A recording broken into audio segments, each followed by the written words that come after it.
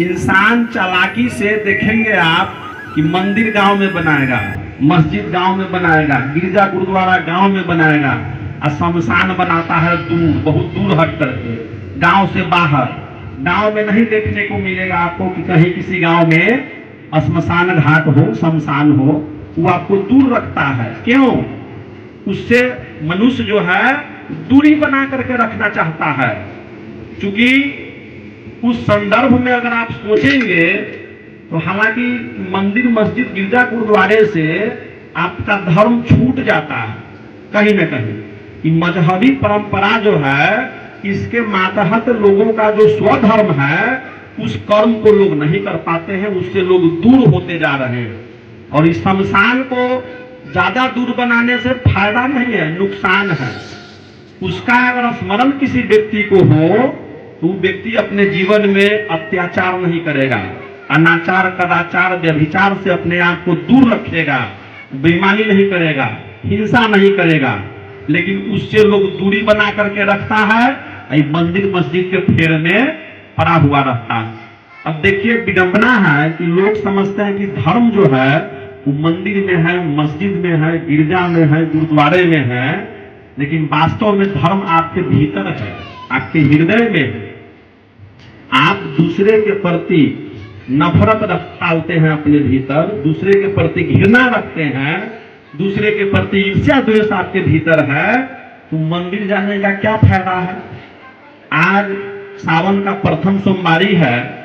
एक न्यूज देखिए अभी थोड़े देर पहले, भागलपुर में 10 लोग गंगा नदी में बह गया था। सोमवारी में स्नान करने के क्रम में 10 लोग बह गया। 6 लोग को ग्रामीण लोग तत्परता दिखाते हुए किसी तरह निकाल करके बचा लिया, 4 लोग डूब कर मर गया। अब ये खबर जो है आधिकारिक है। अब ऐसे अब कितना मरा, कितना डूबा, वो तो बाद की बात है। तो ये अंध परंपराओं के खेल में लोग फंसा हुआ है और इससे लोगों का दमन हो रहा है, उसका शोषण हो रहा है, लोग उत्पीड़न के शिकार हो रहे हैं और अपने असली धर्म को नहीं पहचानते हैं और नकली धर्म के पीछे लोग लगे हुए हैं। साहब कहे कि जीवत बाप के लट्ठम लट्ठा मुए पर गंग पहुंचाए, जब आवे असोज महीना तक कौआ के बाप बनाए। अब देखिए कि पिता माता अगर जीवित हैं तो उनका सेवा करना चाहिए, उनको समय पर खाना पानी पूछना चाहिए।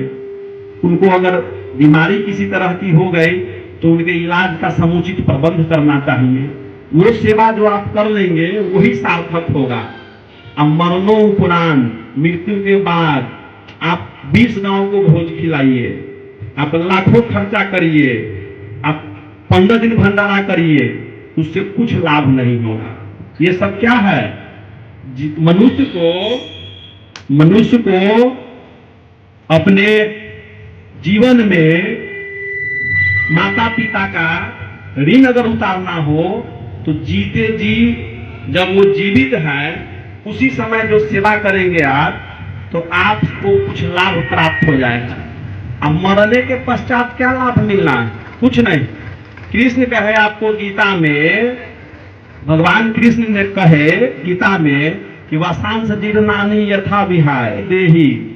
गीता के अनुसार, जो गीता में श्लोक कहे हैं कृष्ण, वो कहे हैं कि जिस प्रकार से मनुष्य अपना वस्त्र जब पुराना होने को होता है, आपका कुर्ता है, शर्ट है, पैजामा है, धोती है, फटने को हो, जीर्ण शीर्ण जब हो जाता है तो लोग बदल देते हैं, नया वस्त्र, नवीन वस्त्र धारण करते हैं। उसी प्रकार से आत्मा जो आपके भीतर निवास कर रही है, परमात्मा का घर है, परमात्मा आपके भीतर जो बैठे हुए हैं, जो सर्वोच्च सत्ता आपके भीतर परमात्मा की सत्ता विराजमान है, वो जब आपका शरीर जीर्ण शीर्ण हो जाता है, पुराना हो जाता है, जितना दिन आप आयु का कोष लेकर के जितने दिनों का आए हैं, जितने दिनों तक आपको जीवित रहना है, उस समय जब पूरा होने को होता है तो अपने जीवन में किए गए कर्मों के अनुसार, कैसे?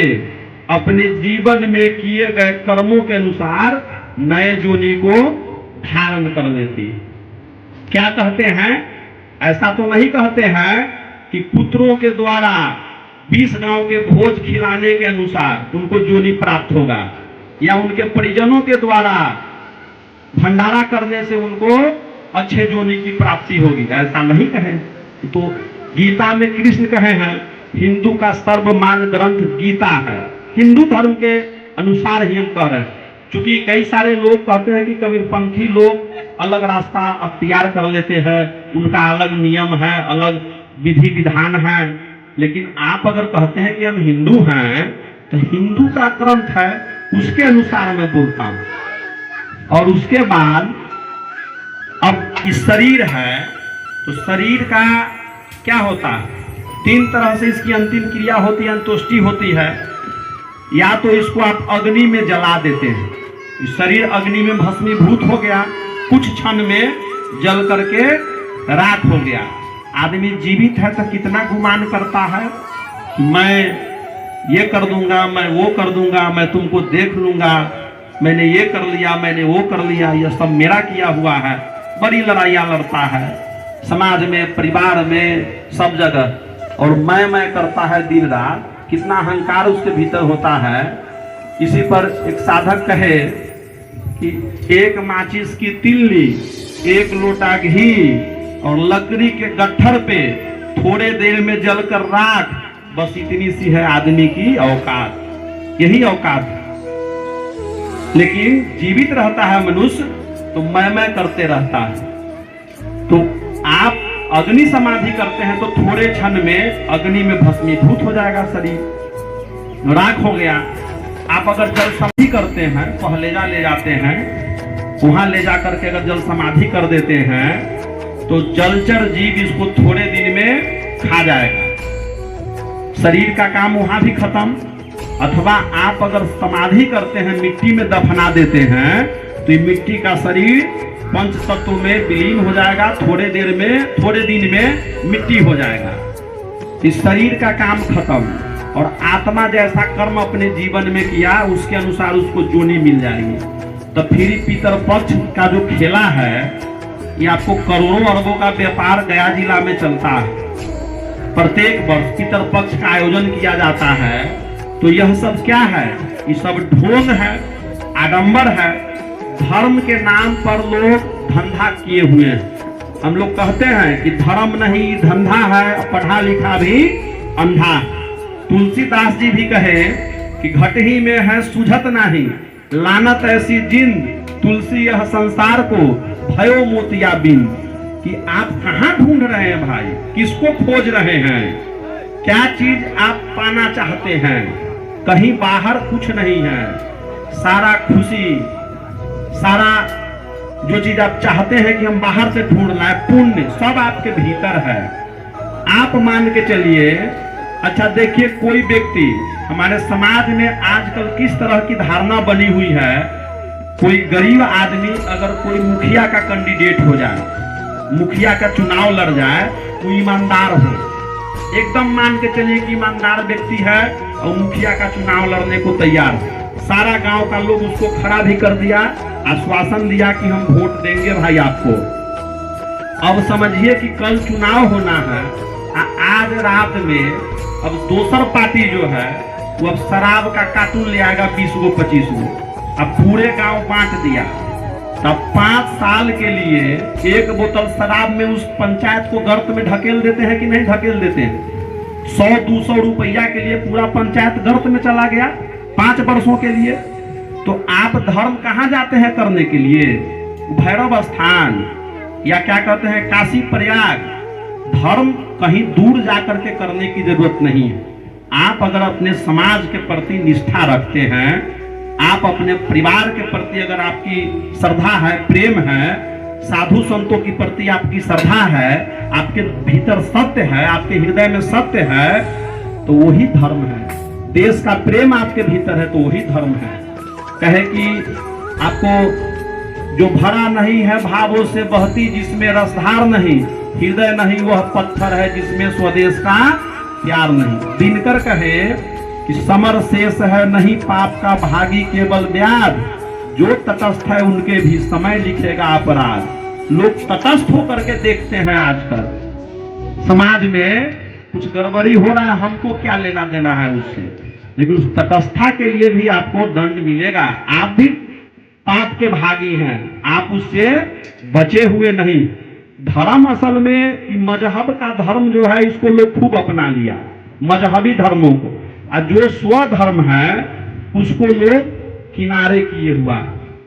धर्म असल में खराब चीज नहीं है, इसको गलत जगह जोड़ दिया गया है, गलत संदर्भों में इसको बताया जाता है।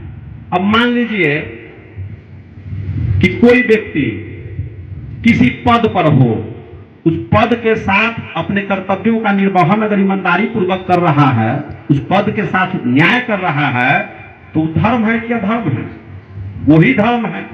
और पद पर रहते हुए घूस ले रहा है, कोई कर्मचारी है, एकड़ जमीन ओकरा नाम पर चढ़ा दिया 5,000 लेके, आ करके हमरो पास आया 300 दे के बंदगी कर लिया, तो धर्म होगा कि अधर्म होगा?